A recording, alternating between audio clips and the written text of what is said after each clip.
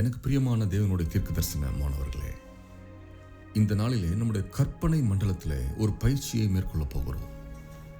உங்களுடைய இருதயத்தை, சிந்தனையை என்னுடைய கருத்துக்களின் மீது நீங்கள் ஒருமனப்படுத்தும் பொழுது உங்களுக்குள்ளாக இயற்கையின் வல்லமை, கர்த்தரின் வல்லமை வெளிப்பட அதிக வாய்ப்புகள் உண்டு என்பதை நான் சொல்கிறேன். ஹல்லேலூயா. லூக்கா 8வது அதிகாரம் 22வது வசனத்திலே, பின்பு ஒரு நாள் அவர் தமது சிஷ்யரோடு கூட படவில் ஏறி கடலின் அக்கறைக்கு போவும் வாருங்கள் என்றார். This is a supernatural practicing moment. When we have a great faith in the Lord and we have to implement it by having a great faith in the supernatural realm. Jesus, when he lived in this world, operated everything in a supernatural realm by passing all the human competency. So, in this session also, we are going to have a practice thinking ourselves that we are in the presence of Jesus when he was operating in this world.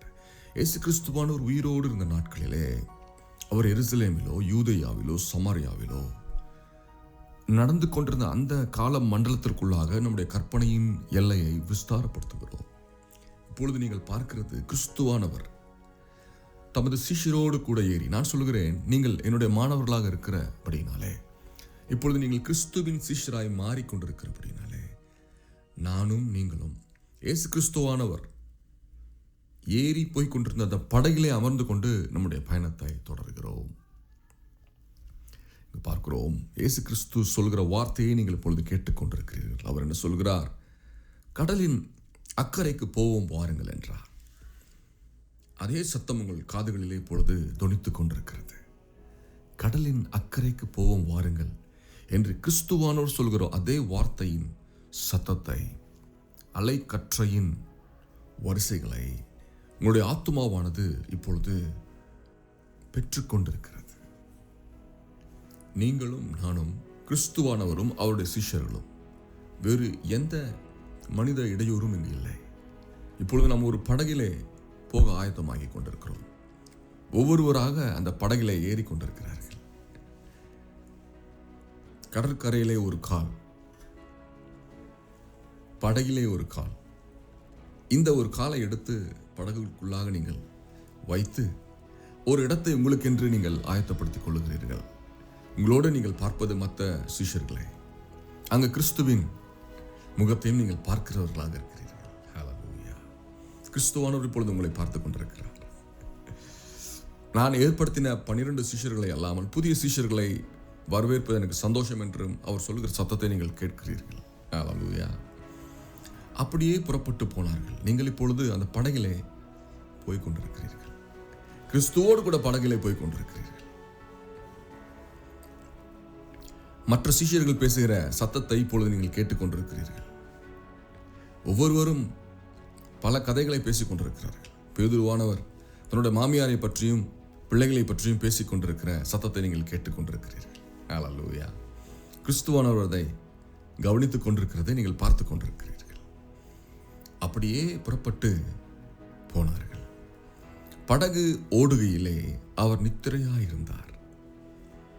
தென்றலான காற்று வீசும் பொழுது, ஒரு பயணத்திலே நீங்கள் பஸ்ஸிலே போய் கொண்டிருக்கும் பொழுது, bus புறப்பட்ட உடனே அல்லது பஸ்ஸு புறப்படுவதற்கு முன்பதாக ஒரு களைப்பு, ஒரு சல்ட்ரியான ஒரு சிச்சுவேஷன் பாருங்கள். ஆனால் பஸ்ஸு புறப்பட்ட உடனே ஒரு காற்று உங்களுடைய முகத்தின் மீது வீசுகிறது. உடனே நமக்குள்ளாக நடக்கிற ஒரு மாற்றம் என்ன? ஒரு நித்திரை நம்மை தழுவிக்கொள்ளுகிறது. அதே போல கிறிஸ்துவோடு கூட நீங்கள் இப்பொழுது படகிலே போய்கொண்டிருக்கிறீர்கள். படகு புறப்பட்ட உடனே அந்த திசை வேகத்திற்கு ஏற்றவாறு காற்றின் வேகமும் உங்கள் மேலே படுகிறதுனாலே நித்திரை வருகிறதற்கான வாய்ப்புகளை நாம் பெற்றுக்கொண்டிருக்கிறோம். ஒரு மெல்லிய நித்திரை உங்கள் இருதயத்திலே உண்டாகிறது, உங்கள் சரீரத்திலே உண்டாகிறது. அதே அந்த தென்றலான காற்று கிறிஸ்துவின் மீதும் வீசும் பொழுதும் அவரும் என்ன செய்கிறார் பாருங்கள். படகு ஓடுகையிலே அவர் நித்திரையாயிருந்தார். யாருக்கு தான் பயணம் போகிறது பிடிக்காது? எல்லாருக்கும் பிடிக்கும் இல்லையா? எங்காவது போனால் நல்லாயிருக்கும், புதிய இடங்களை பார்த்தா நல்லாயிருக்கும், ஒரு பஸ்ஸில் போனால் ட்ரெயினில் போனால் நல்லாயிருக்கும். அதே போலதாங்க அந்த பயண ஆரம்பத்திலே அந்த தென்றல் வீசின உடனே கிறிஸ்துவானவர் நித்திரையா இருக்கிறதை பார்க்கிறோம். நீங்கள் இப்பொழுது சர்வ வல்லமையுள்ள தேவன் அந்த படகிலே தூங்குகிறதை கண்ணார பார்த்து கொண்டிருக்கிறீர்கள். உங்களுக்கும் தூக்கம் வருகிறது. நீங்கள் சொல்லுகிறீர்கள், ஆண்டவரும் தூங்குகிறாரே என்று சொல்லி. இந்த ஒரு மன ரம்யமான சூழ்நிலையிலே திடீரென்று அப்பொழுது கடலிலே சுழல் காற்று உண்டானது. திடீரென்று உண்டாகிற சுழல் காற்று, எந்த ஒரு அடையாளமும் இல்லாமல் திடீரென்று ஒரு சுழல் காற்று உண்டாகிறது. மனிதர்களுடைய வாழ்க்கையை பார்க்கும் பொழுதும் திடீரென்று ஒரு சுழல் காற்று உண்டாகிறதை பார்க்கிறோம். காரணமே இல்லாமல் வருகிற சுழல் காற்று. ஆனால் படகில் இருப்பது யார்?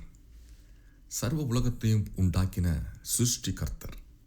அவர் அங்கு நித்திரையா இருக்கிற ஒரு காரியத்தை பார்க்கிறீர்கள்.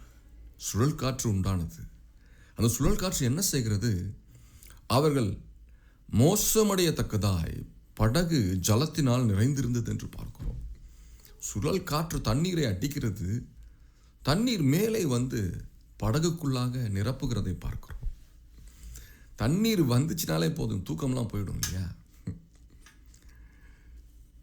சென்னையில் பார்க்குறோம், அல்லது மழை பெய்கிற காலங்களில் பார்க்குறோம், வீட்டுக்குள்ளே தண்ணீர் வந்துருச்சு, அவ்வளோதான், தூக்கம் வராது. அதுக்கு முன்பதாக வரைக்கும் தண்ணீர் மேலே நமக்கு அவ்வளோ இன்பம் இருக்கும், இன்பமான நோக்கம் இருக்கும். ஐயோ மழை வராதான்னு சொல்லி. ஆனால் அதே மழை வீட்டுக்குள்ளே வரும்பொழுது கசந்து போய்கிறோம்.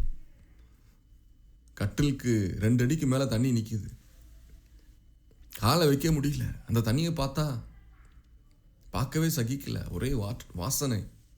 இப்படியா இருக்கிற சூழ்நிலை இந்த படகை பார்க்கிறோம். இந்த படகிலும் கூட தண்ணீர் வந்து விட்டது, கடல் தண்ணீர். ஒருவருக்கும் அங்கே தூக்கம் வருகிற சூழ்நிலையிலே ஆனாலும் உடனே நாம் சொல்லுகிறோம், உரிமையாய் கத்துகிறோம். அவர்கள் அவரிடத்தில் வந்து ஐயரே ஐயரே மடிந்து போகிறோம் என்று அவரை எழுப்பினார்கள் என்று பார்க்கிறோம். அப்போ அதே தண்ணி, அதே மழையின் சாரல் கிறிஸ்துவின் மீதும் பட்டிருக்க வேண்டும். ஆனாலும் அதையெல்லாம் அவர் கண்டு கொள்ளாமல் நித்திரையா இருக்கிறதை பார்க்கிறோம். இவர்கள் கத்த வேண்டியதாகிவிட்டது. ஐயரே ஐயரே, ஆண்டவரே ஆண்டவரே, நாங்கள் மடிந்து போகிறோம், நாங்கள் சாக போகிறோம் ஆண்டவரே அப்படின்னு சொல்லி கத்துறாங்க பாருங்க. அவர் எழுந்து, கிறிஸ்துவானவர் எழுகிற ஒரு காரியத்தை பார்க்கிறீர்கள். உட்கார்ந்திருந்தவர், படுத்திருந்தவர் இப்பொழுது எழுந்து நிற்கிறார். படகோ அங்கும் இங்குமாக அசைந்து கொண்டிருக்கிறது. கீழே விழுவாதபடிக்கு அவர் ஒரு பிடியை அங்கு பிடித்து கொண்டிருக்க வேண்டும். அவர் எழுந்து நின்றார். காற்றையும் ஜலத்தின் கொந்தளிப்பையும் அதட்டினார் என்று பார்க்கிறோம். உடனே அவர் செய்கிற ஒரு காரியம், ஒரு பெரிய அறிவுரை அங்கு சொல்லவில்லை, உடனே அவர் செய்கிற காரியம். அதே போலதான் இப்பொழுது என்னை பார்த்து கொண்டிருக்கிறவங்களுக்கு கிறிஸ்துவானவர் தூங்கி கொண்டிருக்கிறார் என்கிற ஒரு சிந்தனையை நீங்கள் இப்பொழுது களைந்து விட்டு அவர் எழுந்து நிற்கிறார். நீங்கள் இப்பொழுது அவரை கூப்பிடுகிறீர்கள். உங்கள் சொந்த பிரச்சனைக்காக அவரை கூப்பிடுகிறீர்கள். ஐயரே ஐயரே என்று கூப்பிடாமல் ஆண்டவரே ஆண்டவரே என்று சொல்லி அவரை எழுப்புகிறீர்கள். அவர் எழுந்து உடனே செய்கிற ஒரு காரியம், காற்றையும் ஜலத்தின் கொந்தளிப்பையும் அதட்டினார். வார்த்தையினாலே அதட்டினார். இறையாதிருங்கள், அமைதலாயிருங்கள் என்று சொல்லி கடலோடு அவர் பேசும் பொழுது அது ஒரு மனுஷன் போலவும், காற்றோடு பேசும் பொழுது அது ஒரு மனுஷனை போலவும் அவைகளை பார்த்து பேசுகிற ஒரு காரியத்தை பார்க்கிறோம். காற்றை பார்த்து அதட்டினார். இறையாதே அமைதலாயிரு என்று சொன்ன உடனே என்ன நடந்தது? உடனே அவைகள் நின்று போய் அமைதல் உண்டாயிற்று என்று பார்க்கிறோம். கர்த்தருடைய வார்த்தை. அவர் அதட்டுகிற ஒரு காரியத்தை நீங்கள் பார்க்கிறீர்கள். அந்த அதட்டல் கேட்ட உடனே காற்று அமைதலானது. உங்கள் ஆவியிலே கூட ஒரு அமைதல் உண்டாகிறது, ஒரு நிசப்தம் உண்டாகிறது. உங்கள் இருதயத்தின் இரைச்சல்கள் இப்பொழுது நீங்கி போய் கிறிஸ்துவின் சத்தத்தை கேட்டது நிமித்தம் ஒரு மன ரம்மியம், ஒரு உறுதியான நம்பிக்கை உண்டாகிறது. ஹல்லேலூயா. அவர் அவர்களை நோக்கி உங்கள் விசுவாசம் எங்கே என்றார். ஃபர்ஸ்ட் அவர் ஹீல் பண்ணிட்டார். சொல்யூஷன் ஃபர்ஸ்ட் வந்துருச்சு உங்களுக்கு. அதுக்கப்புறம் தான் அவர் லைட்டாக அட்வைஸ் போடுறார் பாருங்க. உங்கள் விசுவாசம் எங்கே என்றார். அவர்கள் பயந்து ஆச்சரியப்பட்டு, இவர் யாரோ காற்றுக்கும் ஜலத்துக்கும் கட்டளையிடுகிறார், அவைகளும் இவருக்கு கீழ்ப்படுகிறதே என்று ஒருவரோடு ஒருவர் சொல்லிக் கொண்டார்கள் என்று பார்க்கிறோம். நீங்கள் இப்பொழுது இயேசு கிறிஸ்துவை பார்க்கிறீர்கள். உங்கள் தலை இப்பொழுது அந்த சீஷர்களுக்கு நேராக வருகிறது. அவர்கள் ஒருவருக்கு ஒருவர் பேசுகிற சம்பாஷணையை கேட்கிறீர்கள். இவர் யாரோ காற்றுக்கும் ஜலத்துக்கும் கட்டளையிடுகிறாரே, அவைகளையும் இவருக்கு கீழ்ப்படுகிறது என்கிற சத்தத்தை நீங்கள் கேட்கிறீர்கள்.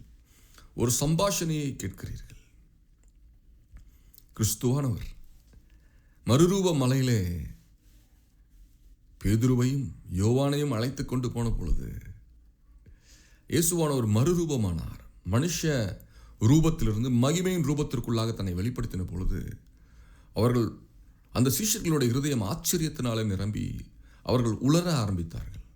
பேதுரு உளர ஆரம்பித்தான். ஆண்டவரே, எனக்கும் உமக்கும் எலியாவுக்கும் ஒரு கூடாரத்தை போடுவோம் என்று சொல்லி தான் பேசுகிறது என்னதென்று அறியாமல் அவன் பேசினதை பார்க்கிறோம்.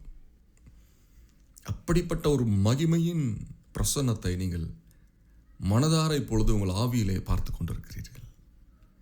ஹல்லேலூயா. இயேசு கிறிஸ்துவின் நாமத்தினாலே இந்த தரிசனத்தில் இருக்கிற வல்லமையை உங்கள் மீது நான் கட்டவிழ்க்கிறேன். கர்த்தருடைய சத்தத்தை கேட்டு காற்றும் கடலும் கீழ்ப்படிந்து அமைதியானதை இப்பொழுது நீங்கள் பார்த்தீர்கள். இதை பார்த்தது நிமித்தம் உங்களுக்குள்ளாக கிறிஸ்துவின் மகிமை இப்பொழுது அதிகமாய் காணப்படுகிறது. பார்க்கக்கூடாததை பார்த்து விட்டீர்கள், கேட்கக்கூடாததை கேட்டுவிட்டீர்கள். இனி தேவனுடைய வல்லமை உங்களை ஆட்கொள்ளும். அது எப்படி ஆட்கொள்ளப் போகிறது? இனி வருகிற நாட்களிலே நீங்கள் பேசும் பொழுது உண்டாக என்று சொல்லும் பொழுது உண்டாகும். கிறிஸ்துவை பார்த்து கொண்டே நீங்கள் பேசுகிறீர்கள். அப்படி பேசுகிற வார்த்தைகள் உருவேற பெற்று நீங்கள் என்ன பேசினீர்களோ அது அப்படியே உண்டாகத்தக்கதாக ஒரு வல்லமையை இயேசு கிறிஸ்துவின் நாமத்தினாலே என் மாணவர்கள் மீதும் மாணவிகள் மீதும் நான் அனுப்புகிறேன். கர்த்தாவே, இந்த அதிகாரத்தை நீர் எனக்கு கொடுத்தபடினாலே நன்றி. இயேசுவின் நாமத்தில் பெற்றுக்கொள்கிறோம் நல்ல பிதாவே, ஆமென். ஹல்லேலூயா. இது தீர்க்கதரிசிகளுக்கு உண்டான ஒரு பாடசாலை. இயற்கைக்கு மேற்பட்ட காரியங்களை அறிந்து கொள்வதிலும் கிறிஸ்துவின் அற்புதங்களை நாமும் செய்கிறதிலும் நம்முடைய இருதயத்தை வைக்கிறோம். அவைகள் நடக்கும் பொழுது அதை நம் கண்களால் பார்த்து கிறிஸ்துவானவருக்கு நன்றி செலுத்தி நம்முடைய வாழ்க்கையை இன்பமாய் நடத்தப் போகிறோம். மற்றொரு செய்தியோடு உங்களோடு நான் பேச வருகிறேன். அது வரைக்கும் தேவனுடைய வல்லமை, அவருடைய அதிகாரம் உங்கள் வாயிலே உண்டாவதாக. ஆமென். ஹல்லேலூயா. ஷலோம்.